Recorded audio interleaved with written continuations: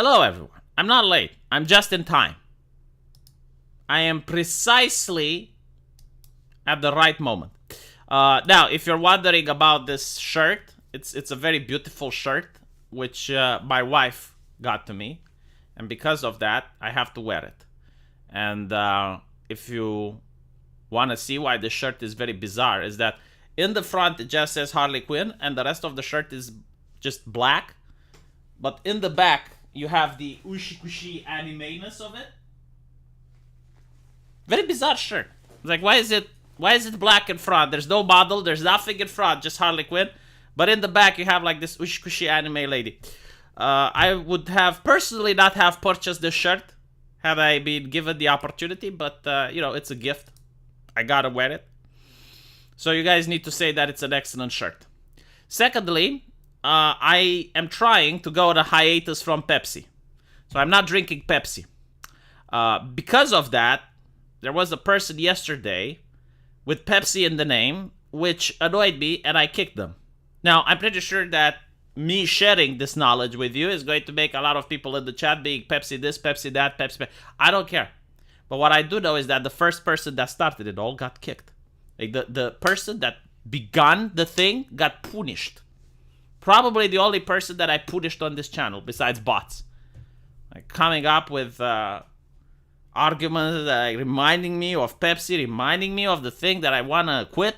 Horrible. Diet Coke is a good way to stop drinking Coke, I guess. Like, it gives you the vile taste in your mouth. So, yes. Make it say the lolly stays. Yeah, so for those of you who don't know, there is this cyberpunk anime on Netflix, incredibly popular, just like everything else that has diversity, as in true diversity. Japanese people made it. So it's incredibly popular, and there's this, I haven't watched it yet, I know that I must. But there's allegedly this girl in it, Rebecca, I believe, and she, for some reason, was described as a lolly, but she's not a lolly. Like, she's a mature woman, she's not even that small. I mean, let me see if I can, hold on.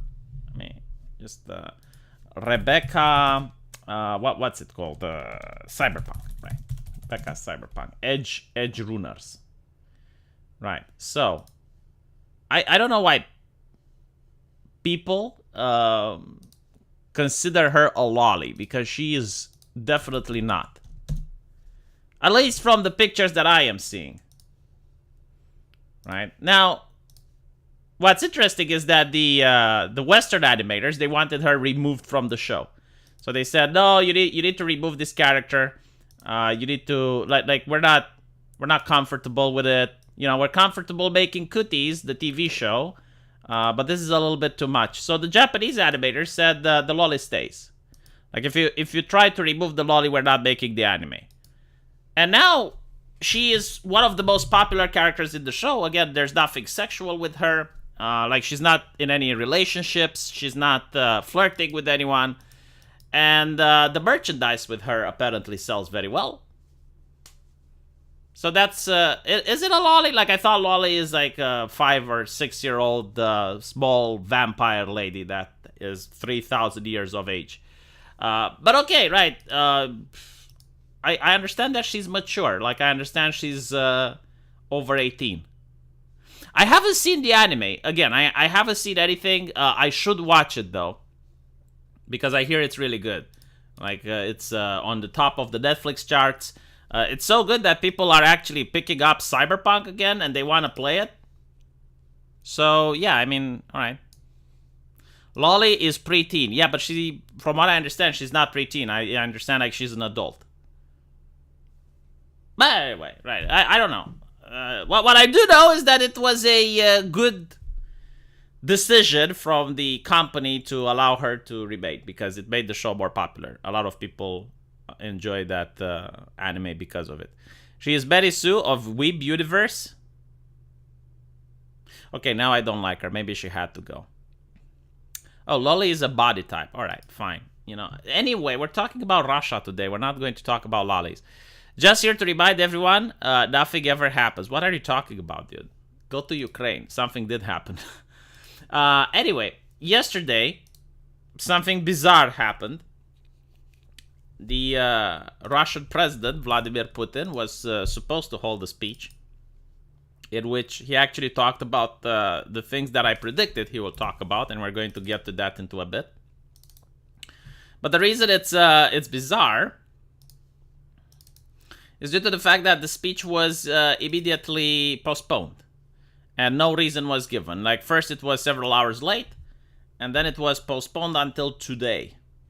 And the reason it's weird is that what could have caused it? Like, number one, it was technical difficulties. But I find it very difficult to believe that within a couple of hours before the whole thing, like, they will stop it because of technical... No. Like, technical difficulties? Sure, if it's a small...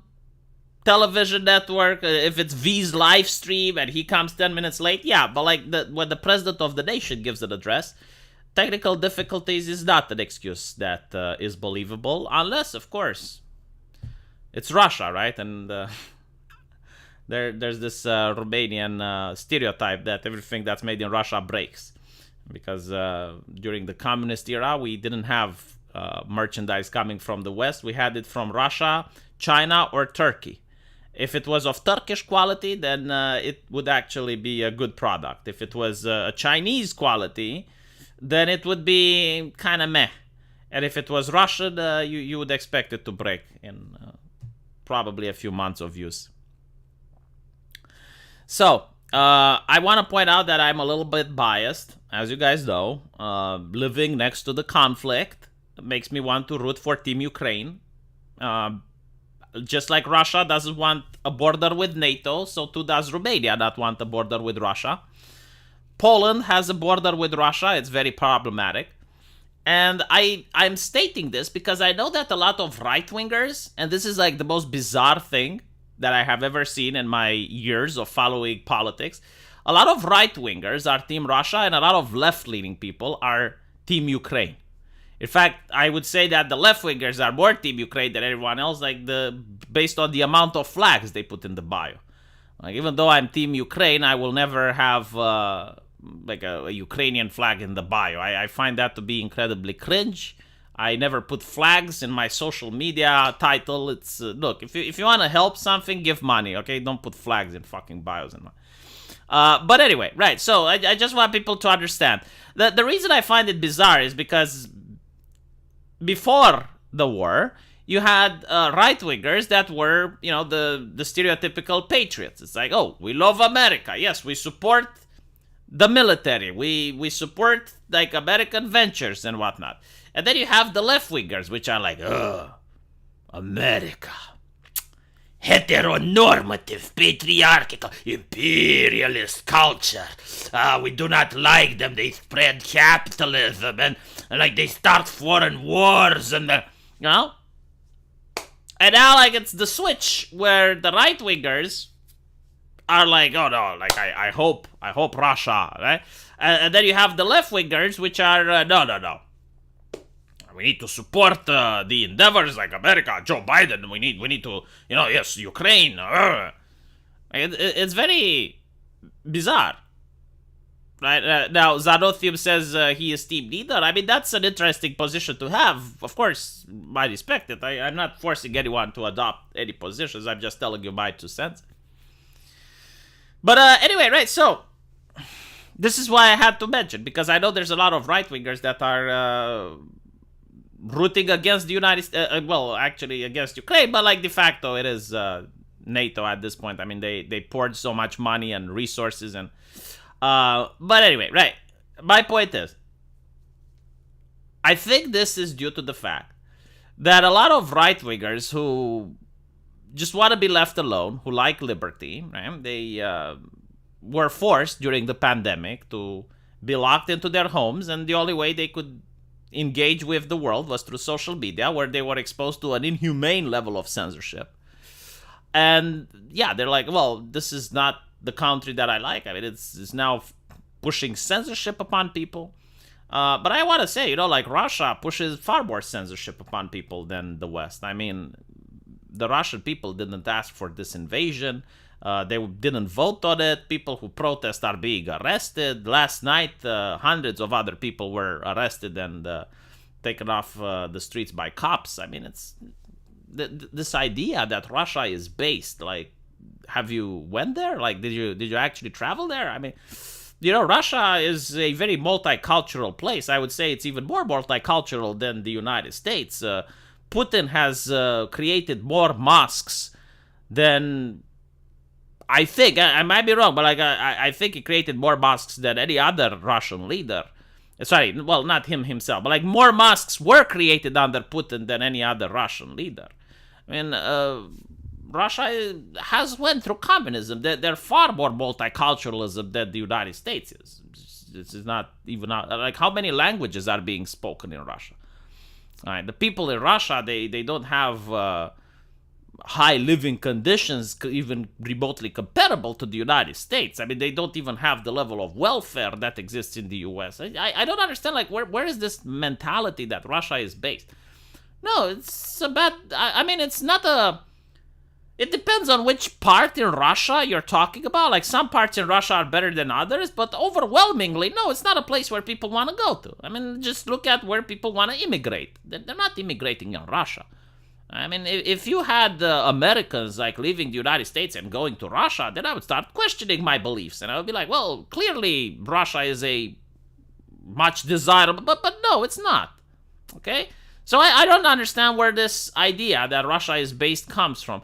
Sure, when it comes to a couple of social issues, like LGBT issues, or, calling out some of the excesses from the European Union, no, well, I listened to this speech from Vladimir Putin and it sounded big. Yeah, I'm sure, because, like, if it doesn't affect him, yeah, he can talk about the thing. But, like, other than that, no. I mean, the environmentalism, okay, like, do me a favor, okay, go and look up any environmentalist group in Germany, except for the Green Party. Like, the German Green Party, that's probably legit. But I look at environmentalist groups in Germany and see how many of them did not get money directly or indirectly from Russia.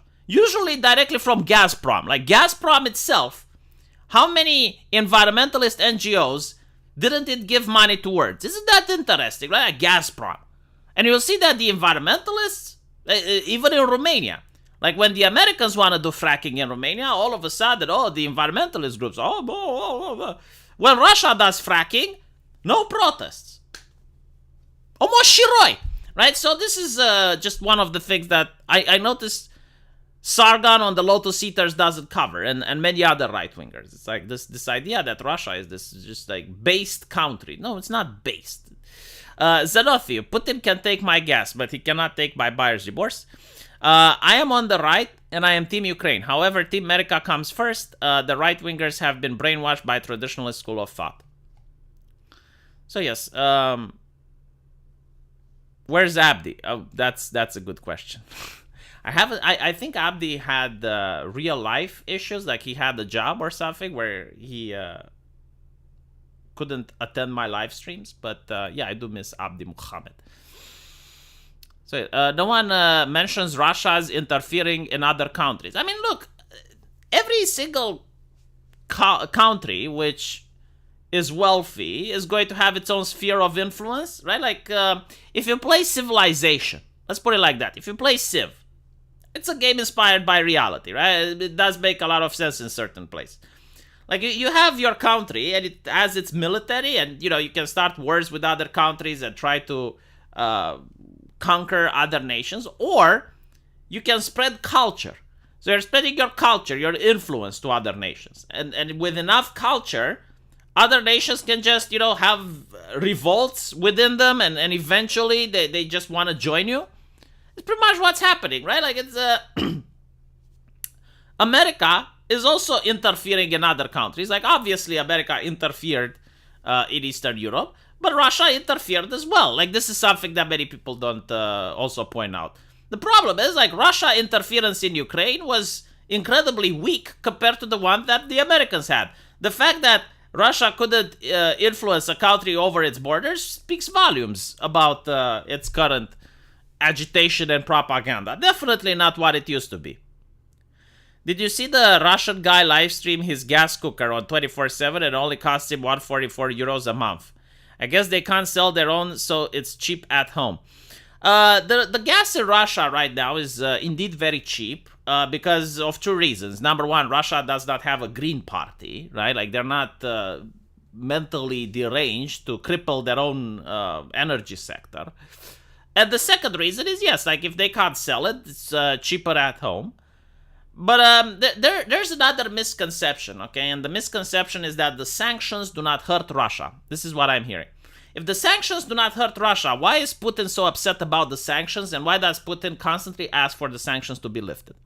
The reason for this is that, like, the economy is, imagine it like a force, right? Now, when you stop something, it still has inertia. So even if you stop the economy, it still has an inertia, and for a while, for 1, maybe 2 years, things are still going to go well. The problem is that at one point, you reach the end of the road. And when you reach the end of the road, that's when the economy starts collapsing. It's the same like if you have communism coming in the United States, right? Like, let's say you have communism and they nationalized everything. For a couple of years, 1, maybe 2 years, the economy is still going to go well. The problem happens after those 2 years. Now, when it comes to Russia, it's not like in the Soviet Union, where the Soviet Union could manufacture everything it needed. So if it needed stuff, it could just ask its satellite states or, you know, like its own country to produce the stuff that it needs. Like, for example, transistors. Okay. The problem is that now, many of the stuff that is built is not built in Russia. Like, for example, high-end processors. Now, Russia talks about, oh, well, we're going to start creating our own processors. And it's like, yeah, sure, like, you can try, many try, but it's very difficult and very costly. So there's going to be a lot of problems down the line, especially when the companies, they run out of the stuff they need to produce. There was this lady at the, I believe it's the Russian National Bank. There's a lady there, the spokesperson. And she said that if companies don't find the required materials by September, then the Russian economy is going to have a problem. So I don't know if they have found the supplies, because it is almost September, isn't it? Right? It's actually September 22, so it's hard for me to find the news coming out of Russia because everything is censored. I'm not really happy with that, but it is what it is. That's because we didn't dismantle capitalism enough. Just invade Taiwan. More and more countries stop allowing Russia banking system to be used. Yes. No, it's definitely not a good place to be a Russian citizen right now.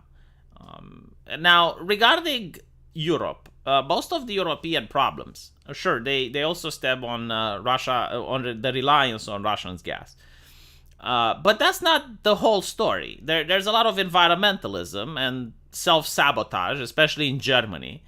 Like, for example, Germany, yes, like Germany is going to have problems this winter. I don't think it's going to freeze, but they're going to definitely feel an impact. And it's not because of the sanctions. It's number one, because the Germans actually decided to take gas from Russia, even when they were warned not to by President Trump. And secondly is the environmentalism, which, again, as I mentioned, if you look at almost every single NGO, actually, scratch that, all of the NGOs from Germany, as far as I know, like, look at them and tell me of one. Like, this is the homework that I want people to do. Tell me an environmentalist NGO from Germany which did not take money from Russia, directly or indirectly. Like, if you look, and I don't even have to look hard enough, eventually it comes up, right? So, Germany crippled its own energy sector, and yes, parts of Germany are going to have a very difficult winter.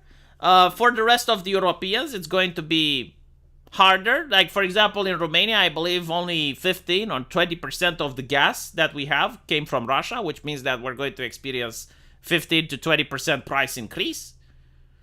Life is life. What can you do? But, you know, like, it's not... and by the way, it's the same thing in the US, right? Like, this is probably another reason why right-wingers do not support Ukraine, the same like left-leaning people do on Twitter. It's due to Joe Biden talking about the Putin's price hikes, right? Like Putin's gas hikes. It's like, no, how much gas was the United States even taking from Russia? If anything, this conflict is good for the United States because now it should be able to export gas to the European Union, especially to Germany. Like, from what I understand, they wanted to strike a deal where liquid gas is going to be moved by ships from the US to Germany. Well, that's profit for the US. Like, they're making money. No, the problem isn't Putin's gas hikes. The problem is environmentalism. If the US doesn't want to drop environmentalism, then yeah, it's going to notice a severe increase at the pump. Do you think the supply chains can handle certain demand this winter? Yeah, it depends on the country. It depends on the region in the country. Again, like certain parts of Germany, they're going to be fine. Other parts of Germany are not. They might have people transitioning to wood. Like, that's very interesting, right? Like, when I grew up, it was like, oh, well, our forests, the forest. You need to preserve Mother Nature, the forest. Now the forest is renewable. As if, when I grew up, the forest wasn't renewable, but now it is. Okay, yes, the forest is actually renewable. You can plant more trees. Yes, congratulations. You figured that fucking thing out. Yes, you can chop down forests and then you can plant more trees. It's not irreversible. There will be no problems, at least this winter. They will spend so much tax money to prevent that. I don't think the money is the problem, because you can always print more money. You can't print more gas. So the problem is finding out ways for countries to pass legislation which allows countries to dig their own natural resources. Because that's the main problem in Europe, right? There was a Cold War, if you guys remember, and Western Europe was independent. They weren't taking gas from Russia, and no one was freezing during winter. Do you guys remember that? Okay, what changed? Well, what changed was environmentalism.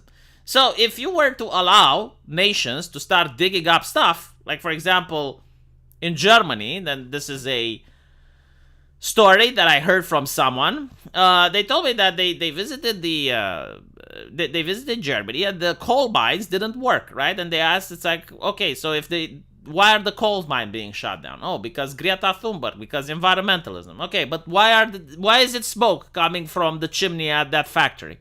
Oh, it's because we're burning coal. So where are you burning the coal from? Oh, from India. So they're taking coal from other places, which is more expensive, rather than taking the coal from their country. But they're burning the fucking coal nonetheless. But I guess in order to show on a piece of paper that they're environmental friendly, they shut down their own coal production. The United Kingdom, for instance, it started changing its mind regarding fracking, right? Like, isn't this something that happened? Let me check it out. UK fracking. Was it fracking or coal? Because I find it Liz Truss, right? Like, Liz Truss, people told me that she is from the World Economic Forum and she's going to be with the whole climate agenda. Liz Truss, we support fracking too.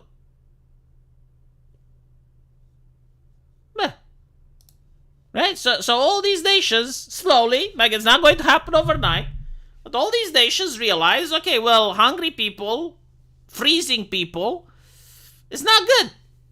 It's not good. So they're going to start slowly reverting some of the climate policies. Not all, obviously, but hopefully some of the more damaging ones. There was a proposition initiated by Germany to ban nuclear power in the European Union. Eventually that didn't pass, right? Like there is certain benefits, because a military conflict, while one of the most horrible things on earth, does wake up people to reality. And it tells people, it's like, okay, ideology is important, but we still have to live. And then they realize, okay, well, the energy sector is important not just to keep your population happy, but it's also important to have a functioning military. So they're going to have to find alternative solutions which do not rely on Russia. It's going to be painful, yes. Like learning how to walk again is indeed not a pleasant experience. But I have faith that after this conflict, at least Europe is going to be energy independent from Russia. I love Florida. The contempt and hatred the two sides have for each other is so intense, it's starting to freak me out. Jesus fuck, Jari. Why would you love that? Yes, the United Kingdom says it will be opening 8 more nuclear power stations. It might not be enough, but still, everything helps. There is a proposition in the German parliament to bring back nuclear power. Biogasoline was pushed a very short duration of time. There was... then it was deleted. Maybe we should return to it.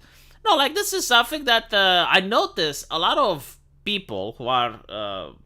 I'm not even going to say anti-Ukraine.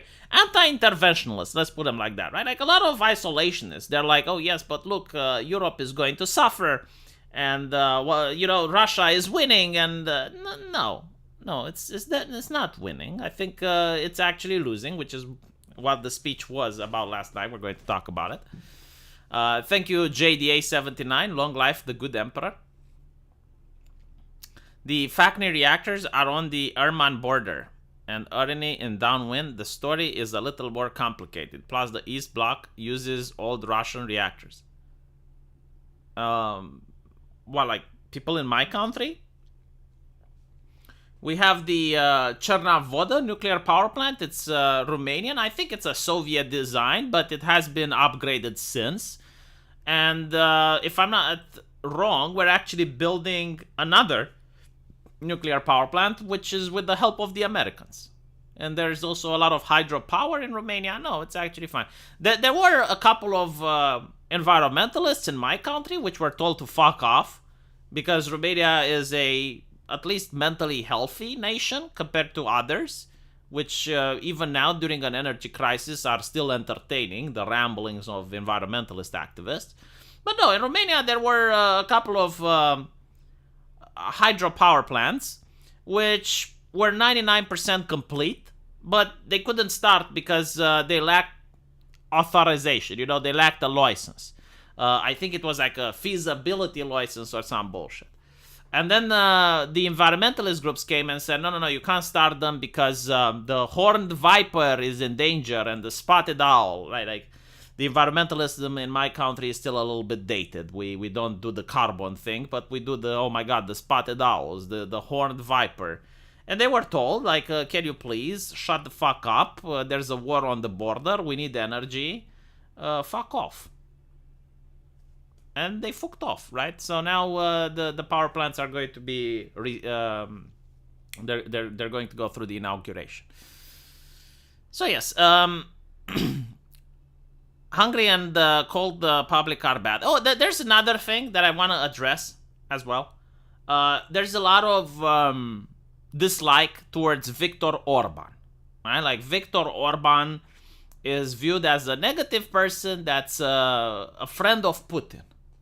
And they're going to kick Viktor Orban out of the European Union because the sanctions that he imposed to Russia were insufficient. These people fail to understand how politics work. It's not Viktor Orban that is puppeteering the voters. It's the voters that elected Viktor Orban. So, first of all, if you look at the Hungarian people, and you look at the reality on the polling on the ground, most Hungarian people aren't allies with Russia, but they are very concerned about their finances. And it is true, like, if you look at, on average, how much a Hungarian makes versus how much a Romanian makes, on average, Romanians are more wealthy than Hungarians. So while a Romanian can afford a 20% increased price in gas, not that it's something that makes him happy or anything like that, but can afford as in it's not going to leave him homeless, or it's not going to make him have to decide between buying the heart pills and warming his house. Most Hungarians cannot. So, yes, like, if Viktor Orban was to step down, if he was to resign, the other person that would be elected would be someone even more extremist than Viktor Orban. Like, you would not get a left-leaning person in Hungary. You're going to get someone even more nationalistic and more right-wing.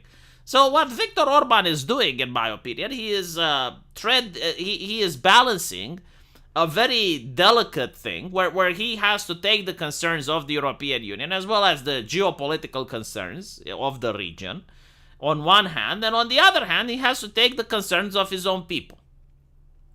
So, yes, he will probably be like, okay, well, we are not going to put all the sanctions, but we're going to put some of the sanctions. He's got to compromise, pretty much.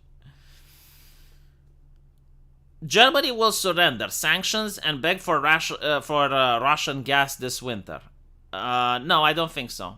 I don't think so because Germany has far more interests being on the good side of the United States. Take into account that Germany doesn't have an army. In the international way of doing politics, like whenever you say something internationally as a nation, the question is, okay, you and what army? Right? This is why America can swing its big dick around the entire world. This is why China gets to talk shit to the United States. It's because these nations have armies. Germany has no fucking army. So it's not going to be able to talk back to the United States. Now, of course, if Germany was to, let's say, oh, well, we're not going to put any more sanctions. Okay. You know, and what would end up happening, other nations would be like, well, if Germany isn't sanctioning, why should we? And then Russia will be like, oh, well, you know, we have an army, don't you know? And not the entire thing, like, why would America then even be interested in maintaining NATO? Like, if the member state, because the whole purpose of NATO is to give a military for Europe, right? Like, the European nations aren't even paying their fair share, and it's to protect the European Union. Now, take into account that if you look at the history of Europe, it's a history of world wars. Like, throughout the entire human history, or especially of this continent, you have various nations that were struggling for power. And this is why you have World War I. Like, World War I is a war where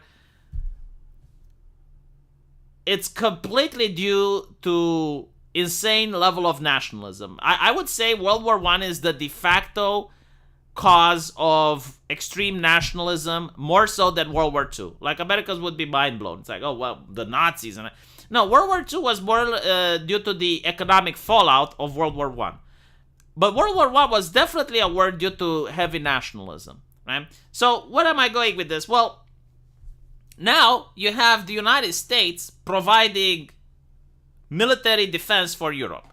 So the member states don't have to focus on their military. They don't have to be suspicious of each other. They don't have, like, France isn't suspicious of Germany. Germany isn't suspicious of Hungary, right? So everyone is, like, focusing on politics, social issues, and economic development. But if America was to go like, okay, well, if you guys don't want to, you know, if you guys don't want to stand up to Russia, that's fine. Well, we're taking our toys away. We're allowing you to do whatever you want. You could probably see in the future, like in the next 50 or 60 years, a genuine World War III, where you have European nations fighting each other like they used to before America was the European police.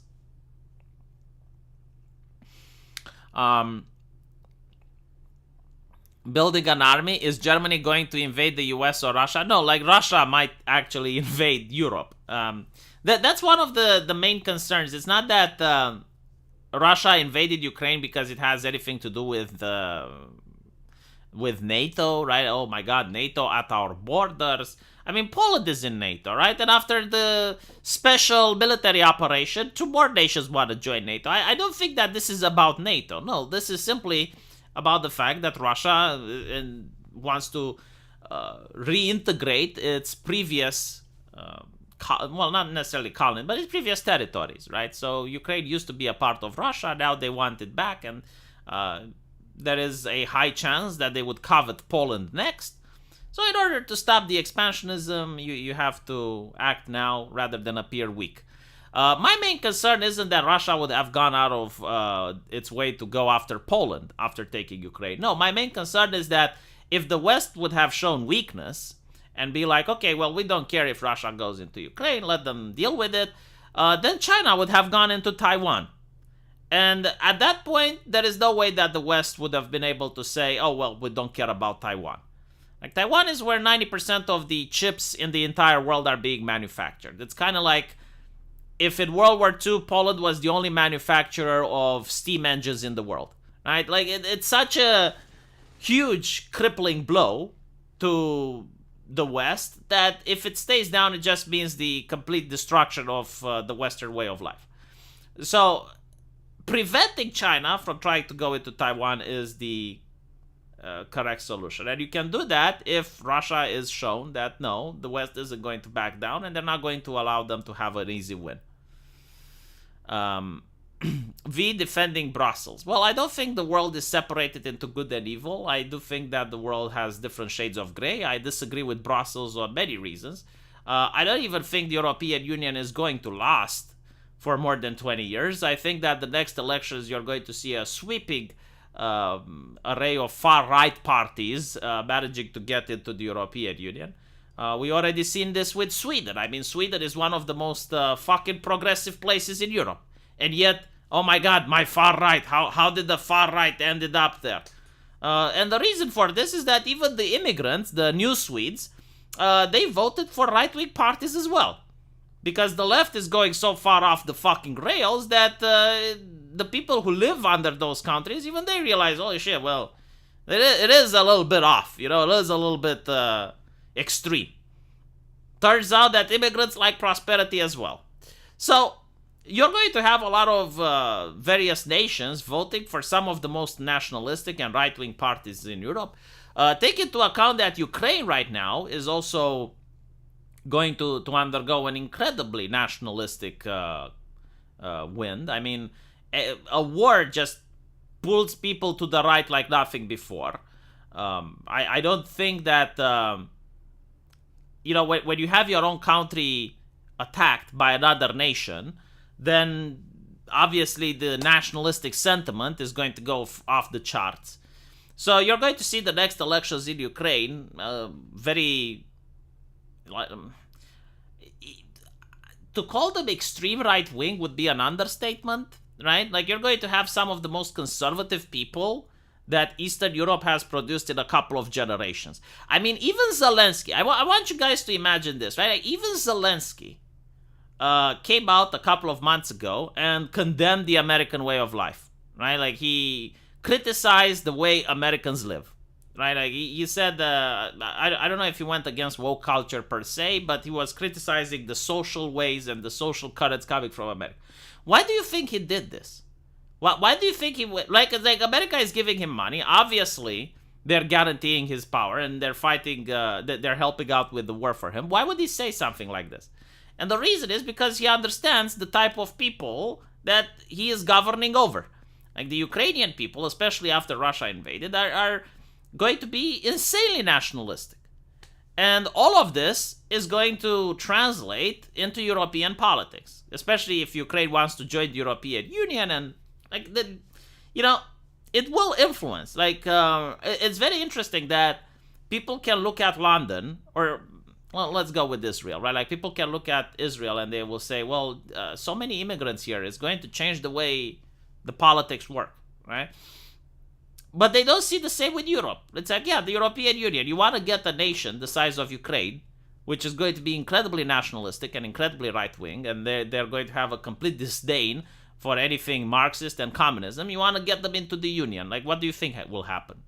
Obviously, it's going to give a huge influx of Ukrainian representatives in the EU that are going to be very far to the right. You would think that Ukraine had more to gain by going with Russia. There's historical grievances on why Ukraine wouldn't go with Russia. There's also...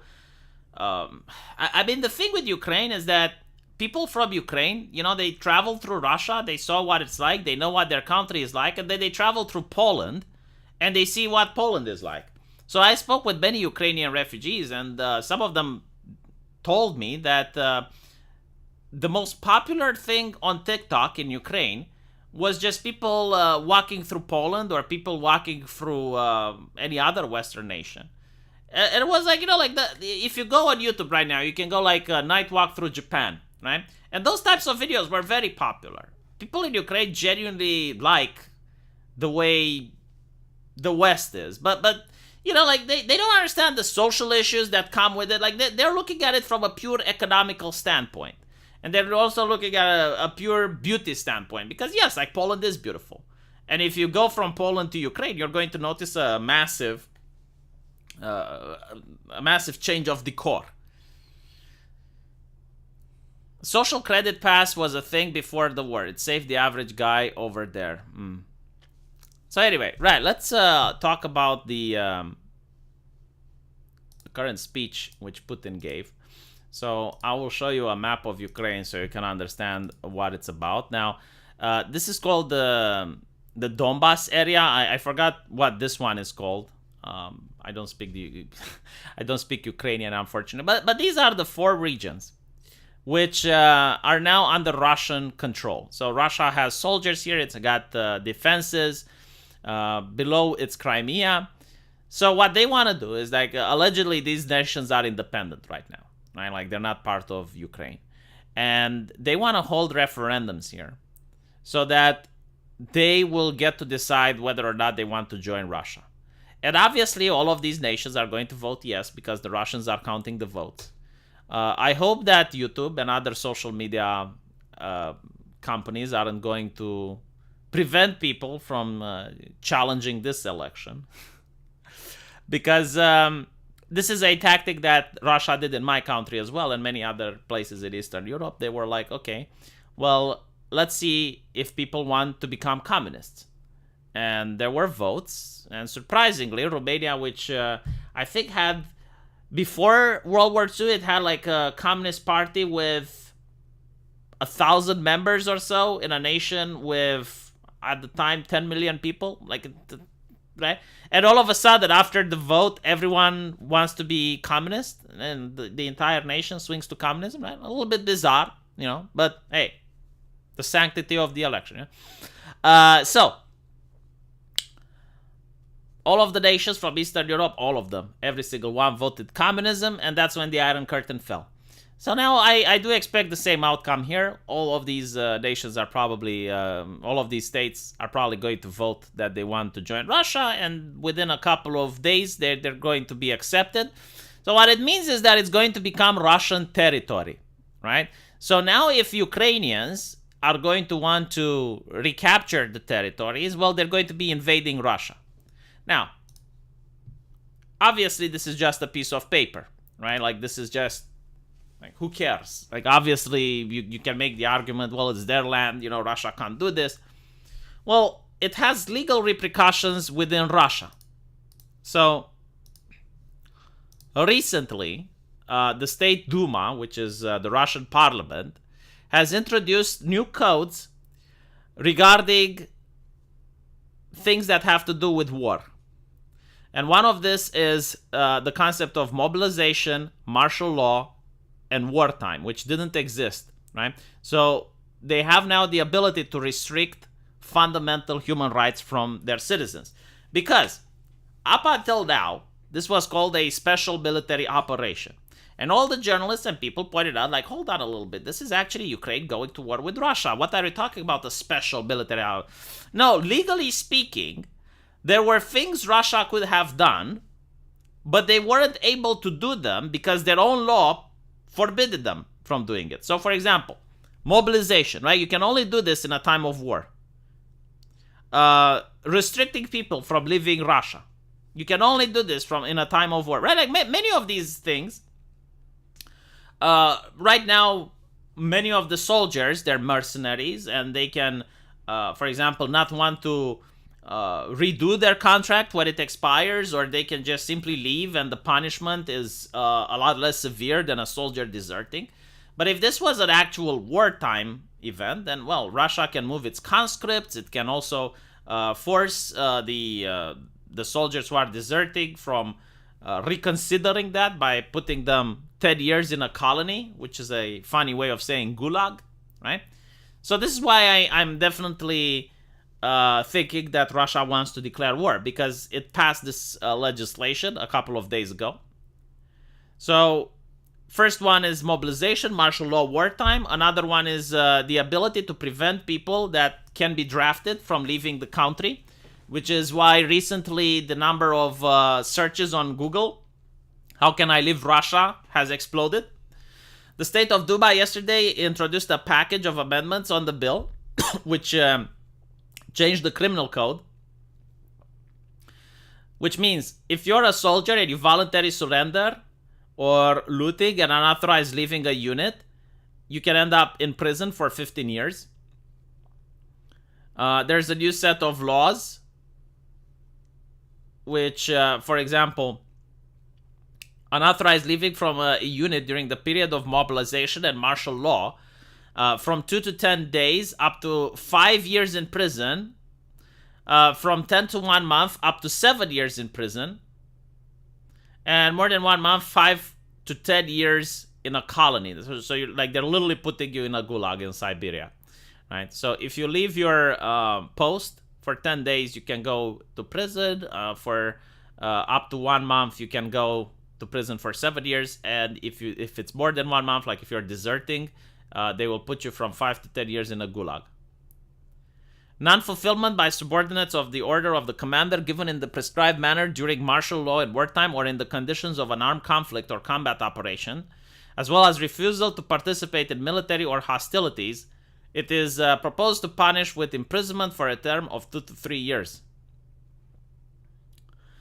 The second reading of the bill is scheduled today. Okay, so this is why I think that Russia is preparing for war. It's due to the update in its criminal code, right?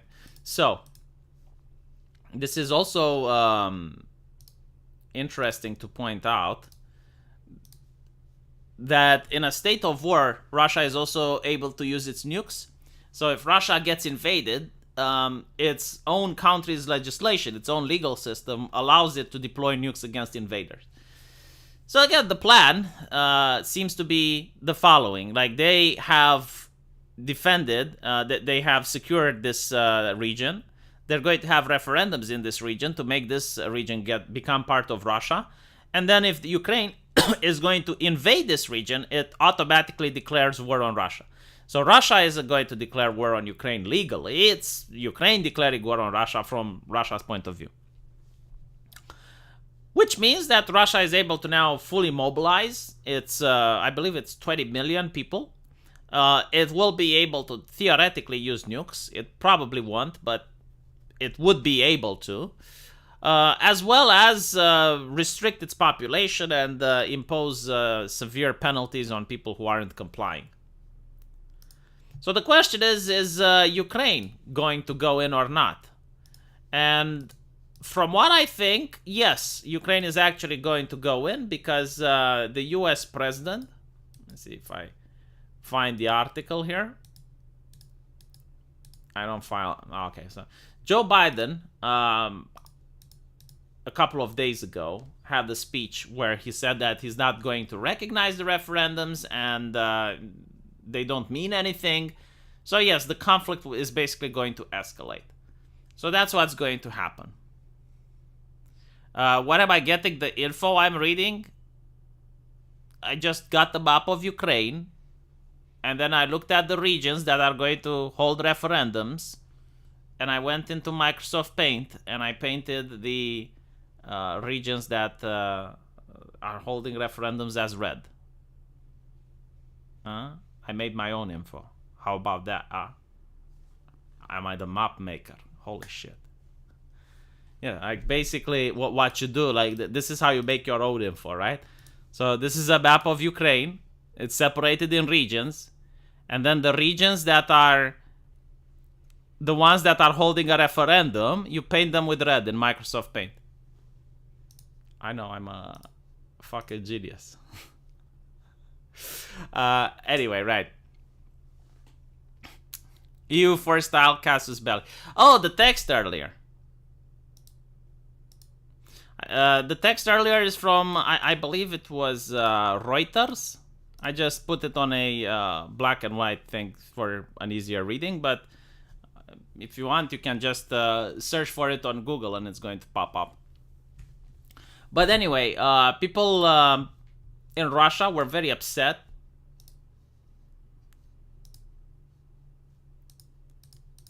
which is kind of expected, to be honest. I don't know how deep the sentiment gets, especially when people who protest are being arrested. But this is from Romanian news, and they're showing that people on social media are speaking out against this, and they're very worried because the mobilization is going to turn from partial to general. And let's see. People are saying, no one attacked my country. What exactly are we supposed to defend? No war. Right? Now, I don't really trust Romanian press because they only present one side of the story, and I'm generally curious like how the Russian people feel about this. But I mean, the protests haven't been very large. Let's put it like this. Okay, like I have seen more significant anti-COVID protests in Germany than I have seen like the anti-war protests in Russia. Granted, the punishment for protesting against the pandemic in Germany wasn't as harsh as it is protesting against the conflict in Russia, but still. Let me see if I... Alright, Snout Baron found it. Yeah, I'm sorry. I usually don't expect people asking me for source, but as you can see, you found it. The source is real. I haven't doctored information or anything like that. Is it the referendum for the totality of the regions or for the referendums in the regions? Well, I assume it's for the totality of the region. It's not only where Russia has its forces. No, I think like it's the entirety of the region, which is also interesting, right? Like having a referendum during a time of war where there's troops on the ground from both armies on your territory. That's I mean, really? Okay.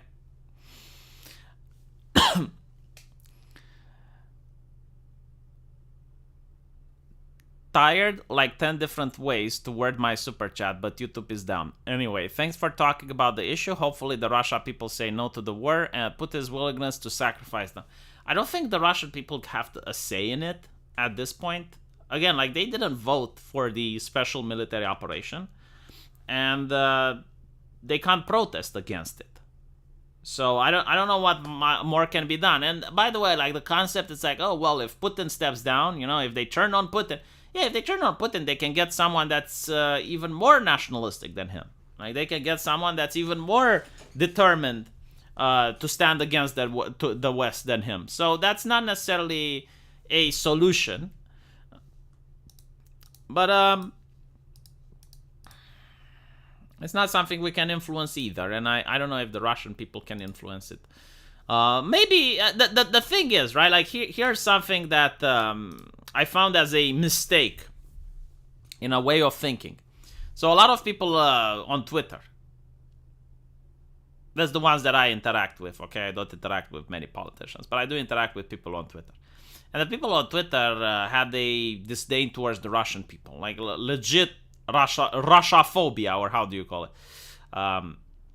And their way of thinking is like, okay, well, if we take Russia's video games away and we take their McDonald's away and we put sanctions on them, eventually the Russian people are going to rise up.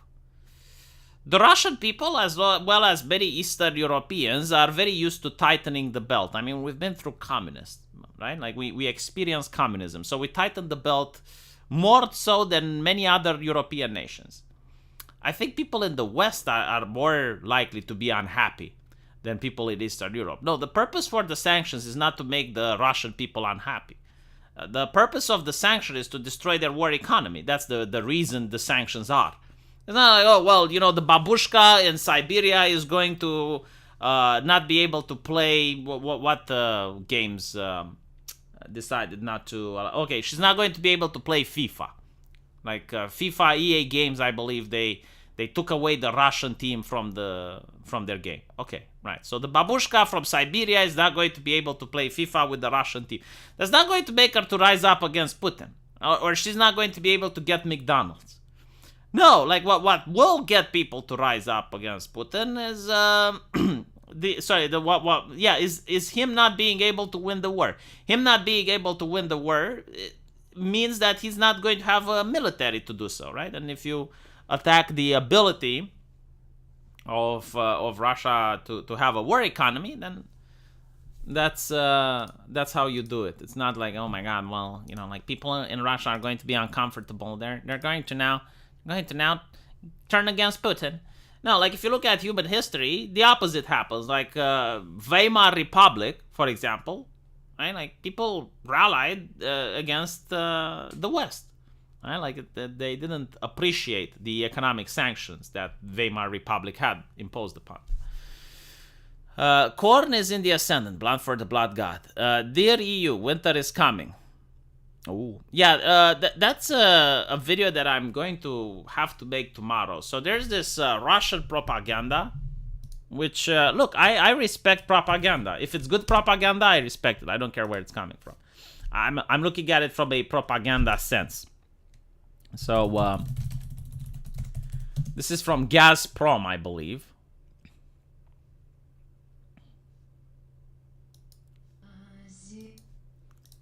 Right, which is it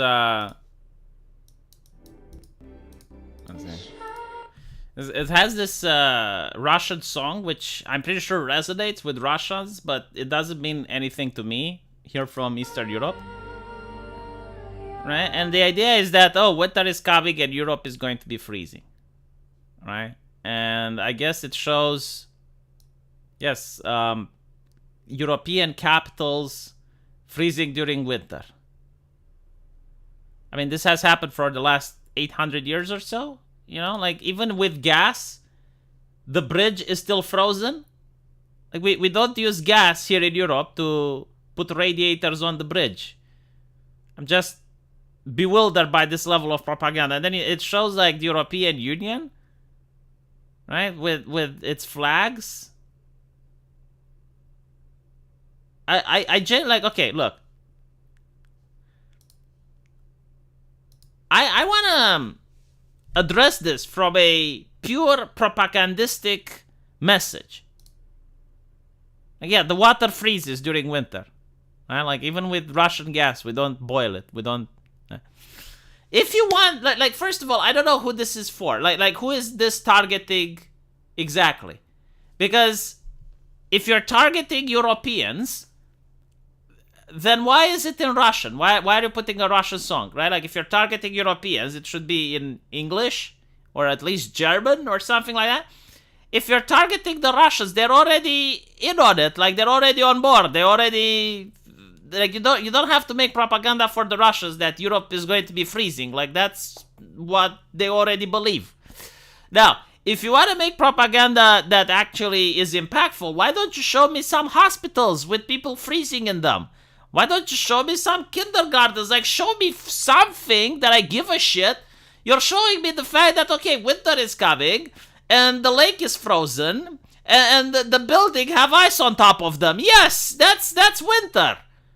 I'm like, what the fuck? Like, who spent money on that? You know what I think? I'll tell you what I think. I think the Ukrainians used to make propaganda for the Russians. Like, no, seriously, look it up. Like, some of the best propagandists during the Cold War were Ukrainians. And now I think that there is a shortage of them. So they're actually relying on, actual Russians to make the propaganda for the Russians. It's not working out well, is it? It's just like so fucking bewildering. And you're showing like solar panels and stuff. It's like, oh, well, that's definitely going to convince people that yes, this is bad.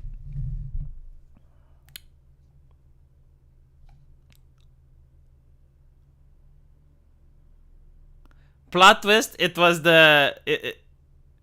it was Coach Red Pill who made the propaganda.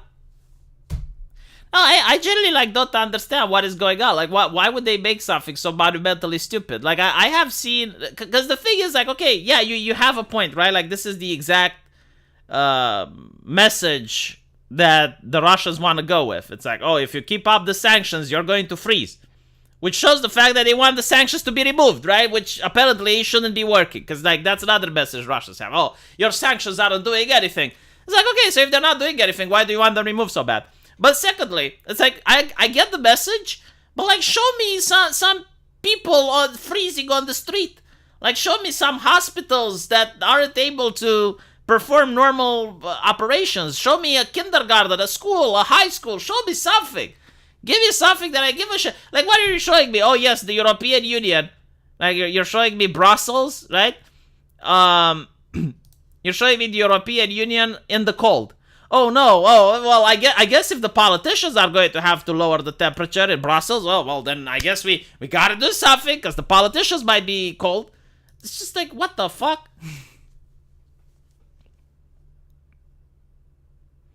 Robert Roberts, what exactly did you want to super chat that Google doesn't want to allow you to super chat to me?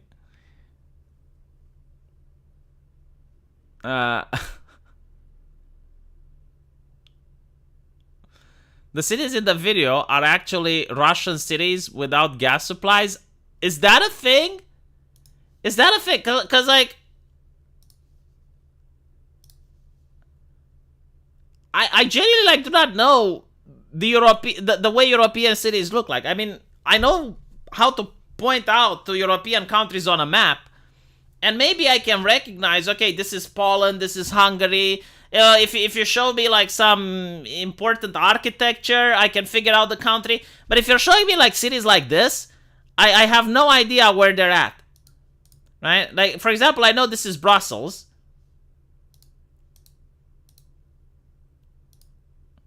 But I've no, I think, no, man. Are these Russian cities? No, I think these are European places. Like, this is what the propaganda piece is trying to say. It's like it's trying to say that Europeans who rely on wind and they rely on solar and they rely on all of these other things is not going to be enough to help them during the winter. I think this is the message, right? The winter will be big. This is what they're saying. And I guess like they want to say that, oh yes, well, the Russian cities, they will have people and traffic and everything is going to be fine because they have gas, but it's the European cities that are going to suffer. Which, no, I get like the propagandistic message, but like, first of all, every single fucking winter, yes, in Europe, in the capitals of Europe, like there's cold and there's snow. Like this is normal, even with or without gas, right? So if you're not showing me the human element, if you're not showing me the people freezing in their houses, then I don't give a shit. Like you're not sending a message. What is the Russian national debt? I have no fucking idea. I guess the good news is that if you're declaring war on another nation, you don't have to pay the debt.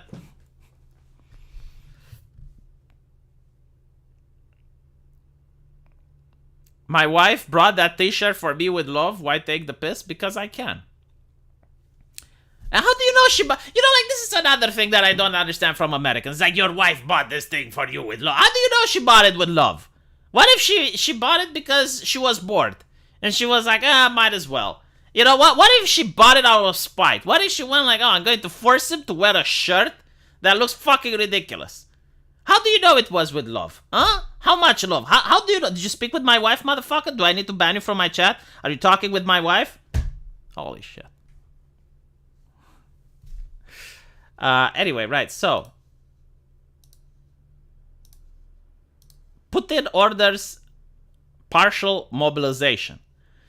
He mobilizes more troops for Ukraine, threatens nuclear retaliation, and backs annexation of Russia-occupied lands.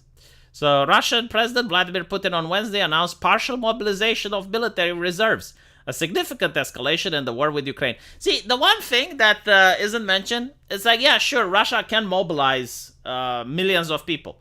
The problem is, like, first of all, you need to train them. You need to have officers for them. You need to have money to feed them and give them equipment. And when you take a man, like, let's say you take me. You take me and you remove me from the economy, right? And you put me on the front. Well, I was paying fucking taxes to the Romanian government. Each super chat you gave me also goes to the Romanian government. So now that the government took me away from my ability to live stream, I'm unable to pay taxes. And then you have other people that are more useful in the economy than I am, like a trucker. A trucker moves shit around. You take him away from trucking, well, now he's unable to move shit around. Now, surely you can put a soldier to move shit around, but he's not going to be necessarily on the main front, right? So that's the problem. You take someone from a factory, well, he's not able to produce. He's not able to pay. So it's the economical aspect of mobilization. And then it's also the question of how are you going to equip these people? How are you going to train them? How many officers do you have available to... Because, like, sure, you take 1 million people, right? But you need officers to lead them. And your current military, does it even have enough? So in a rare national address, Putin also backed plans for Russia to annex occupied areas of southern and eastern Ukraine and appeared to threaten nuclear retaliation if Kiev continues its efforts to reclaim the land. The announcement came just a day after 4 Russian-controlled areas announced they would stage votes this week on breaking away from Ukraine and join Russia. In a plan... Why the fuck do they keep saying Kyiv? It's Kiev. And its Western allies dismissed as desperate as a sham, aimed at deterring a successful counteroffensive by Ukrainian troops. It's not necessarily a sham. What he's doing is he's finding a legal loophole where he can legally declare war on another nation without having to poll the population or ask the people in Duma and that type of thing. Because like, you also need to take into account the fact that despite Russia being an authoritarian place, it still has elections. And if people overwhelmingly vote one way, then there's very little that they can do about it. So, if you're a Russian politician, right, and you were asked, like, do you want to declare war on Ukraine? Well, first of all, the Russian politicians have businesses as well, and they understand the economical ramifications. They also understand that it may piss off many of their voters. So they want to avoid that question. They want to avoid having to vote on that. So instead, they're going to vote on, do you recognize that the Donbas region is now part of Russia? Right? And then they vote yes, and look, Ukraine is attacking Russia. Oh my God, oh Dios mío. Pro-Kremlin conservatives need to embrace tradition by burning firewood to stay warm. Oil, a product of modernness that fueled 2 world wars. There are many people in Germany who are burning wood right now. Let's put it like that. The Russian guys who quit their contracts spilled the beans. They have terrible facilities. Well, it's also the fog of war. It's very difficult to know what type of facilities the Ukrainians have. But given the fact of how much NATO money was pumped into Ukraine, I'm pretty sure that the Ukrainian army is a lot better equipped. Not just in weapons, but also in food and supplies and logistics. Women, they are the great untapped resource. Yeah, but the problem is in a modern economy, women are already working. Like, what more can you want? Down with the Habsburgs. Germany may have a mental breakdown and invade Russia again. You know what's funny? Is that if Germany invades Russia, they would probably have to go through Poland to do it. Like, I'm pretty sure Germany is going to have to ask other nations, like, a consent. So you're saying you want us to go into Russia and move through Poland. Like, can you please sign on this paper to confirm if this is what exactly... like, when you try to delete something from your computer and it asks you, like, are you sure? Like, that's pretty much what Germany will have to do. Like, okay, so let us get this straight, right? Like, you want a European army... and you want us to lead it, and you want us to go into Russia, and you want us to go through Poland. Like, are you... Like, do you... Like, is this true?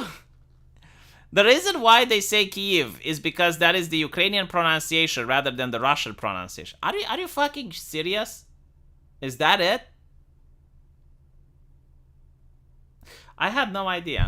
But here in Romania, we say Kiev. I even spoke with some Ukrainians, and they also said Kiev. Consent to pass through Poland, yes. Didn't Ukraine side with Germany in World War II? I have no fucking idea. Is it wrong that I kind of want to say Kiev?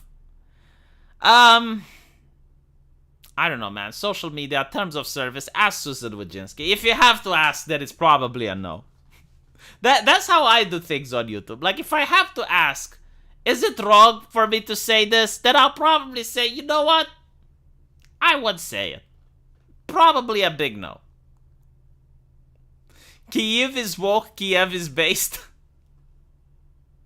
Will Twitter call for attacking Russia if trans people who identify as women are not accepted from the draft? Oh my fucking god. Like, I couldn't believe it got to that ridiculous point.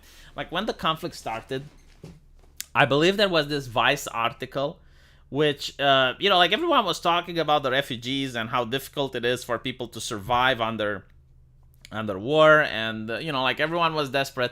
And Vice has this article that they show a transgender person who was very upset that the government is misgendering them, right? So when you actually read the article, what it was about, it was this trans person who wanted to leave the border, and they weren't allowed because when the war started, Ukraine said, all right, well, everyone of fighting age between the year between 18 and 60 years is unable to leave the country. Right, so all men of fighting age are unable to leave the country. Women could leave as well as children and people over the age of 60.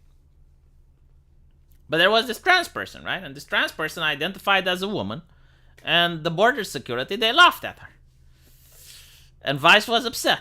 Like, think about the trans people. And I'm thinking, yeah, from an Eastern European standpoint, like, if you could literally just identify as a woman and then be able to leave the country, like, do you have any fucking idea just how happy Putin would have been with that?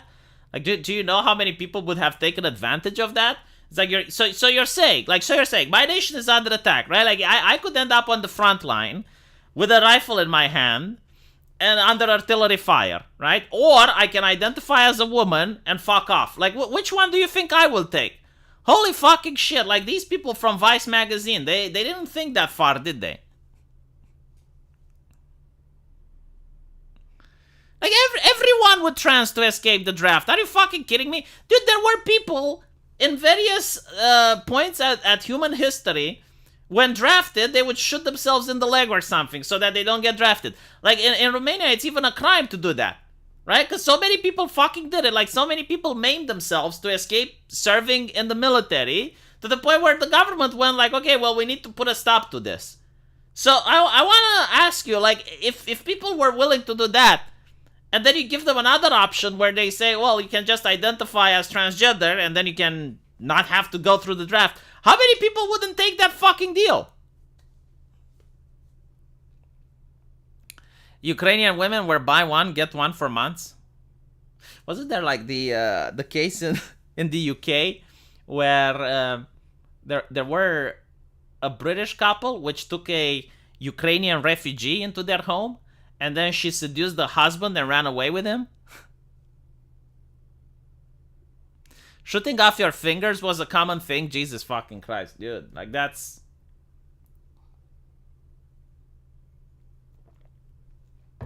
You know, it's so interesting, because on one hand, being a civilian doesn't necessarily guarantee you safety, right? Because, let's say I don't get drafted, right? And I just stay in my neighborhood. Well, first of all, the supply lines can get interrupted, so there's no food, right? Now there's banditry, and there's people that try to break into your house. The police isn't going to show up because they're busy elsewhere. You can have no electricity. But besides that, let's say you have the actual invading army that's coming into town. Now they can bomb you. You can literally have like enemy soldiers getting into your house, committing war crimes, raping your wife, stealing shit, right? Like, just because you're a civilian doesn't necessarily mean you're safe. So, if your nation is invaded, we're not talking about like America and during Vietnam. Yeah, I mean, sure, like the Vietnamese would not have invaded America. But like, we're talking about the situation in Ukraine, right? Avoiding the draft doesn't necessarily guarantee you safety. You can sometimes be more safe if you're drafted than if you're not. Like, think about it this way, right? Like, let's say you're drafted, and they give you a job to guard something in the middle of fucking nowhere, away from conflict, you know, or to monitor. For example, there's a lot of Ukrainians that are monitoring the Transnistrian border.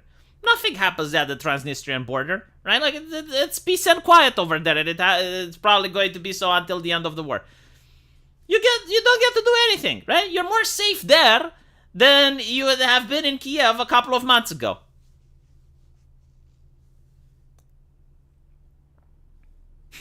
You get drafted, you get a nuclear device.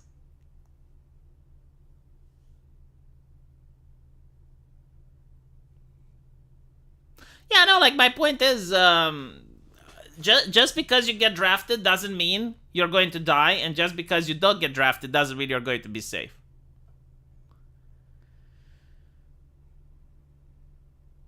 Thing is, no one is going to invade a nuclear armed country. Well, Ukraine might.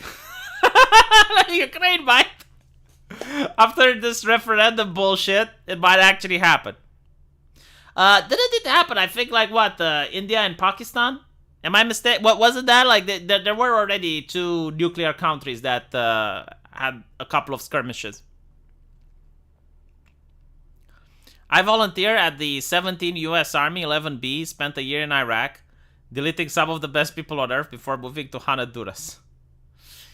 Yeah, well, the thing with modern military, right? Like, if you're a U.S. citizen and you volunteer for the Army, I mean, it's still one of the most dangerous professions on Earth. But it's not the same as fighting a equally strong force, right? Like, this is what mind-fucked a lot of the Russians.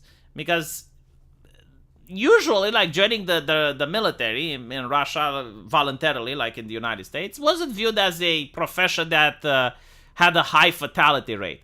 I mean, sure, it was a dangerous profession, but you'd probably not even see combat. And if you did see combat, it was against people that were far less equipped than you are. And when they fought the Ukrainians right now, with the equipment they have from NATO, some of them are even better equipped, and the others are equally equipped. And yeah, I mean, it's all of a sudden a complete change in the mindset and a complete detriment to the morale.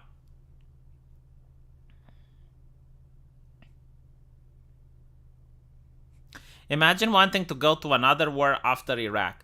Well, it depends what you did in Iraq, you know? Like, if you were a person in the back and you're delivering supplies and, or you're just, you know, an engineer and you're building stuff and you're away from combat and you don't see much, you're getting well paid, you get to visit a foreign and interesting place, you get to travel, you get the respect when you get home. When you return home, life can be even worse.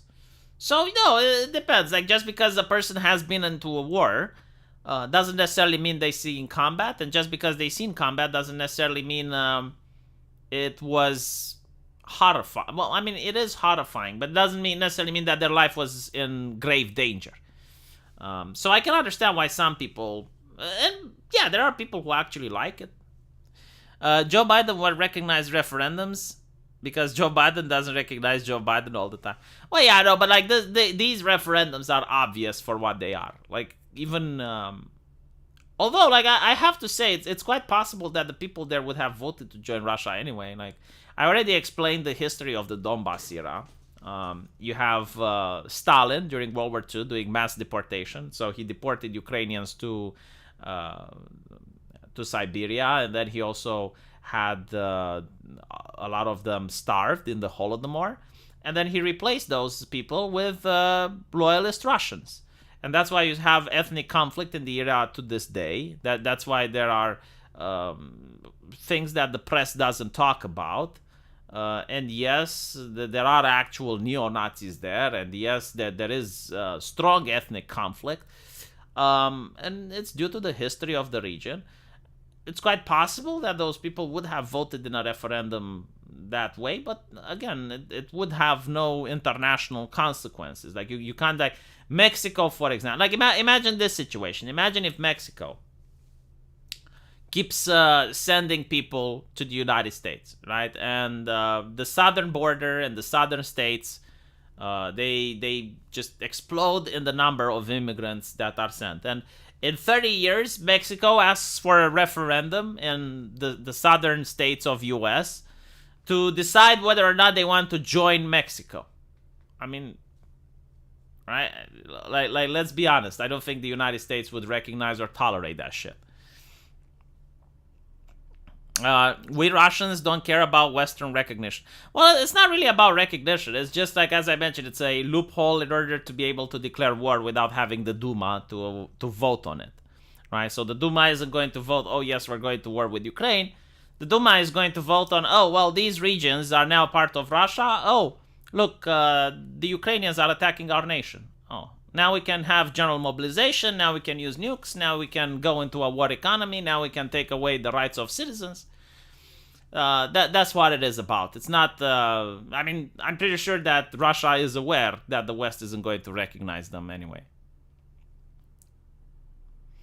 No, like right of self-determination doesn't really work like that. You have the Catalonians, for example, which also try to quote-unquote self-determine. There's people in Transylvania. I mean, if you want the right of self-determination, like for real, ask every single minor ethnicity in Russia, and every single region of the Russian state, if they want to go independent. And you are going to be Pikachu face at how many minorities within Russia and how many enclaves and how many ethnicities are going to want to go YOLO.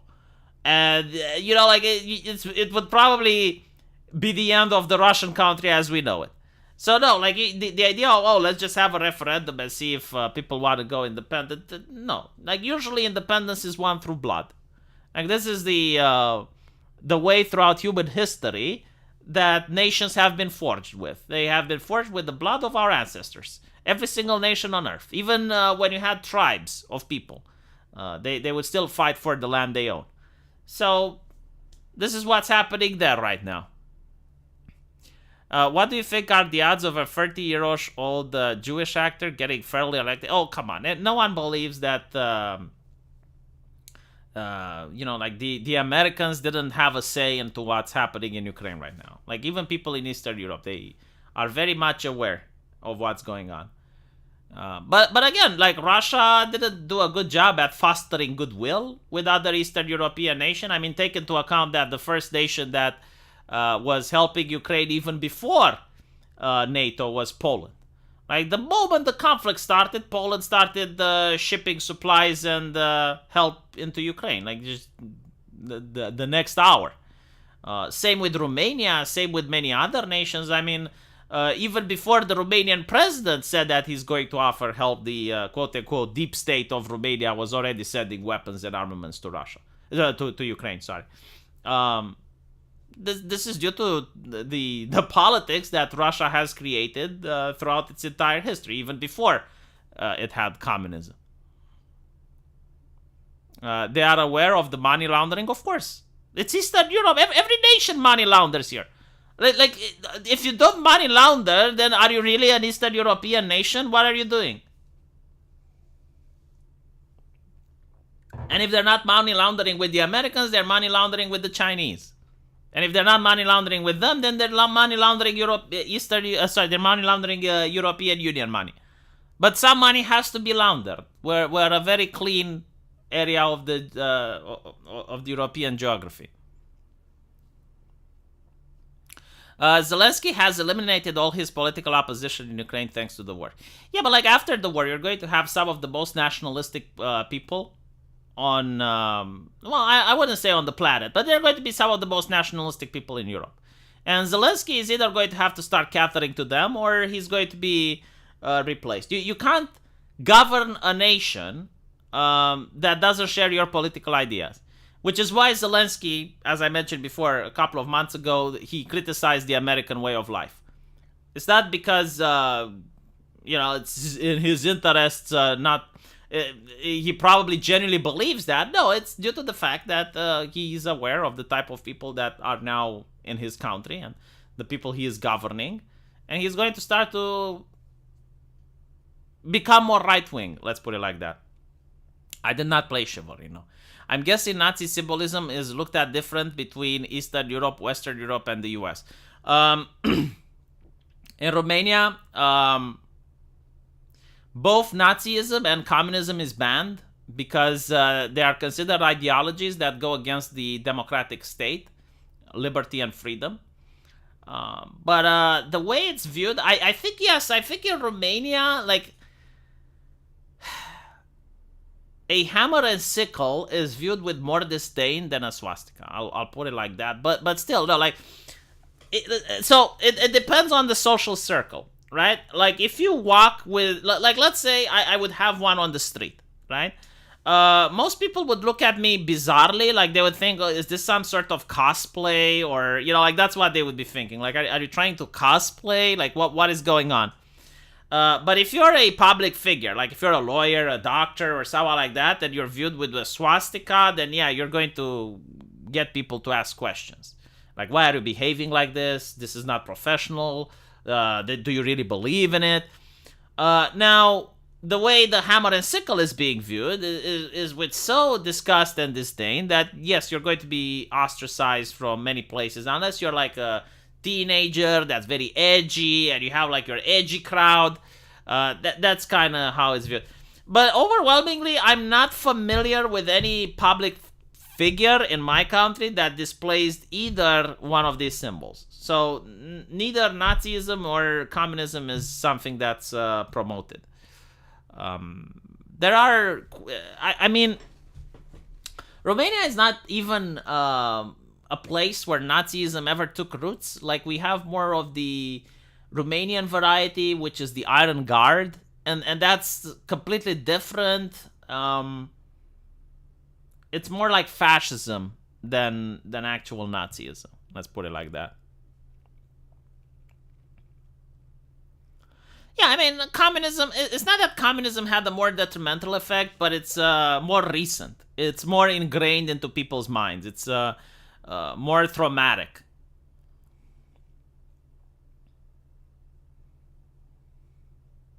I have a right-leaning Orthodox Christian YouTube channel about Dungeons and Dragons and tabletop RPGs. That's so fucking awesome. Kind of like a Confederate flag in the US. It's allowed to be seen as a poverty class stuff. Really? I didn't know that.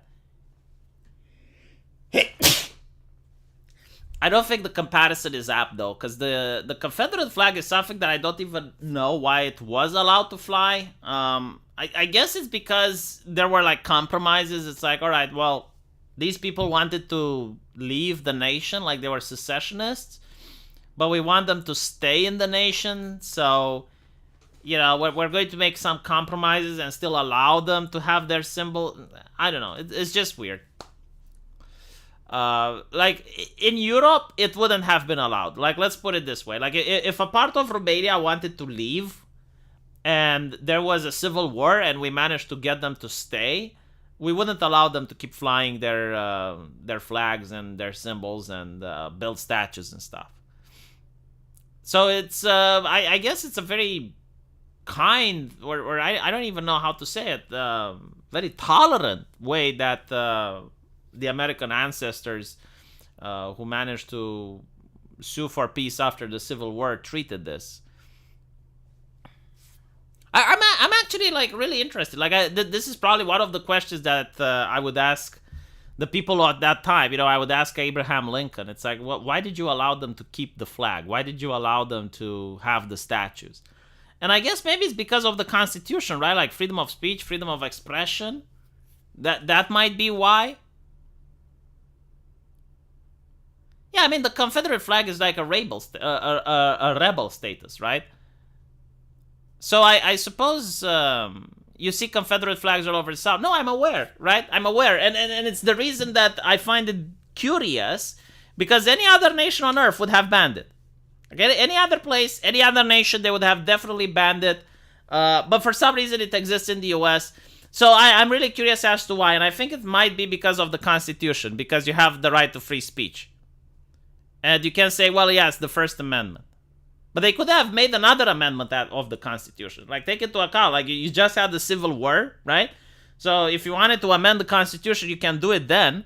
And you could have, I mean, they already have an amendment where I believe people who were secessionists, right? Like, people guilty of treason or whatever, they couldn't run for office, right? So, like, you did have an amendment after that.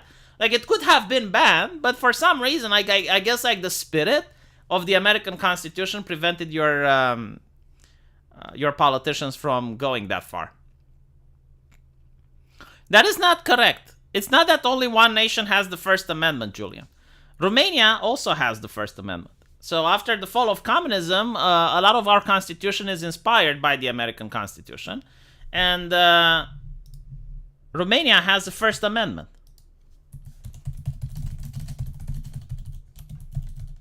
The problem is that, well, you can write whatever you want, but unfortunately, you can't change the culture. So there's a lot of exceptions to the free amendment. Let me see if I can find the free speech.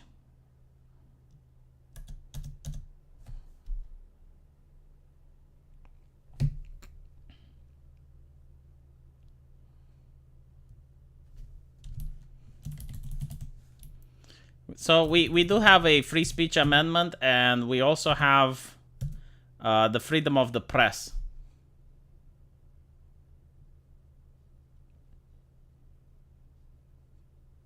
I'm trying to find it.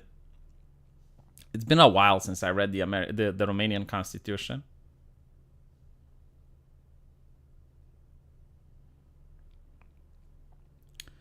Here we go.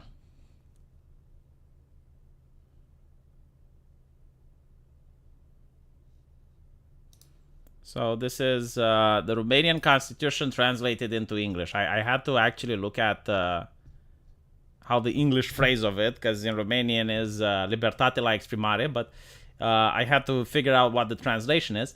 So yeah, this is the Romanian Constitution. It's structured a little bit differently than the American one.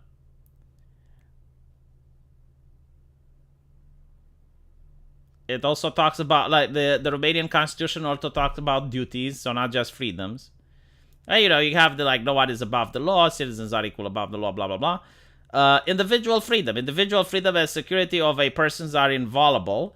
Search, detriment, or arrest of a person shall be permitted only in the case and under the procedure provided by law. See, I really don't like the phrases of some of them, because it's like, well, under the procedure provided by law, and then the law can say, well, everyone can be searched under any circumstance, and then it's like, well, you're not violating the Constitution. Detention shall not exceed 24 hours. But anyway, freedom of movement, freedom of conscience. So this is about religion. Freedom of thought, opinion, and religious belief shall not be restricted in any form whatsoever, except under a pandemic. By the way, this is why a lot of the laws that were taken under the pandemic were declared unconstitutional. Freedom of expression. Freedom of expression of thoughts, opinion, or beliefs, and freedom of any creation by words, in writing, in pictures, by sounds, or other means of communication in public are inviolable. Any censorship shall be prohibited. Freedom of the press also involves the free setting up of publications. No publication shall be suppressed. The law may impose upon mass media the obligation to make public their financing source. Holy shit, if this was in Germany.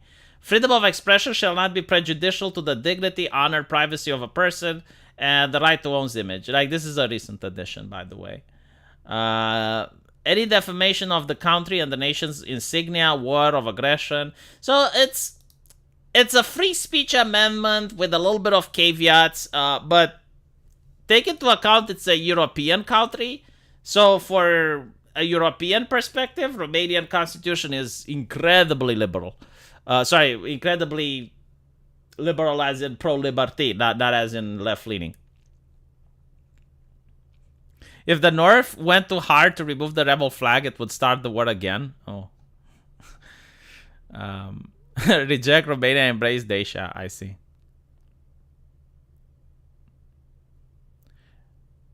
People should fly whatever flag they want. Well, better than nothing, yeah. Well, the thing is, there's still a lot of restrictions on free speech. Like, it's definitely like not like in the United States. But at the same time, they also can't shut down publications. So if you wanna write a newspaper, you can, right? Like you don't like this. What they're doing in Germany, where you need a license to stream like that. They proposed that. I don't know if it passed, but that would never fly in Romania. So yeah. The U.S. Constitution has some weird phrases too. Shall not be infringed. So vague. Who knows what that means? V, when you're drafted, will you be a lab medic? I've no fucking idea. I've no clue. My medical training should provide me with the ability to apply, but I can also be a field medic. Who knows? Anyway, right. Did the EU get to say in Romanian Constitution? Yes! The Romanian Constitution was the communist one. And under communism, we criminalized homosexuality, right? So, don't look at me like that. The communists weren't big fans of the LGBT, despite what people think. So, communists came, right? They changed the law, homosexuality, criminalized. Like, if anyone caught you doing gay acts, you'd be sent to prison. And I want people to understand, it wasn't just like, oh, some social stigma. No. Like, actual prison. Which I don't really understand. It's like, okay, so the man likes gay sex. Let's put them in a place where gay sex happens. Okay. Now, the European Union, the Council, said, no, if you want to join, you gotta make it so that shit is gone. Like, we don't like that shit, right? So, what the Romanian legislators did for a while is that they took the act of homosexuality and removed it from the penal code, so they made it legal. However, under rape, they classified that rape is any intercourse that's forced without consent between a man and a woman or between a man and a man. So basically, if you are gay and you had consensual sex, that was guilty of the rape charge under the new penal code. Thank you, Dungeon Master James. But yeah, that's a little bit of trivia from Romanian history. Eventually, it was removed from there. So yes, the European Union did have a couple of things to add and remove from the Romanian Constitution. Anyway, right. Thank you for watching the stream. I'll have to end it now because there's 2 more videos that I have to make. So my prediction is that yes, those regions are going to be recognized by Russia as being part of Russia. Ukraine is going to try to retake them, and it's going to probably declare, well, not probably, it's going to declare war between Ukraine and Russia officially and legally, which means that Russia is going to be able to start the mobilization, and they're going to start restricting some of their citizens' rights. We might even see many people trying to leave Russia. So many people that have the money and the finances to do so, they're probably going to try to. But the question is where? Like, where are they going to go? Because in Europe, the media has created quite a high Russophobia. Maybe Hungary? Like, Hungary could definitely receive them. Well, I mean, they can go anywhere, but it's going to be difficult for them to travel on the street without getting harsh words and criticisms. Anyway, right, I'll look at Subscribe Star Lapko. Thank you for being a subscriber, and